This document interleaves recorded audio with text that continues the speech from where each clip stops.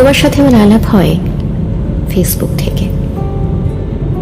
আমি সেভাবে চিনতাম না তোমায়, কয়েকটা ছবি দেখেছি, দু একবার প্রোফাইল ঘুরে এসেছি তার আগে। তারপর যখন প্রেমে পড়লাম তখন আমাদের 2 মাস চলছে বন্ধুত্বে। যদি বোঝাতেই হয়, গোটা 5 প্রোফাইল পিকচার, গোটা 10-12 কভার, আর প্রায় 100 পোস্ট। এ ছিল আমাদের সম্পর্কের টাইম লাইন। তুমি ছেড়ে গেছো যে কদিন হলো, তারও একটা টাইম লাইন আছে। গোটা 3 প্রোফাইল পিকচার, গোটা 6 কভার, ধরে নাও গোটা 50 পোস্ট।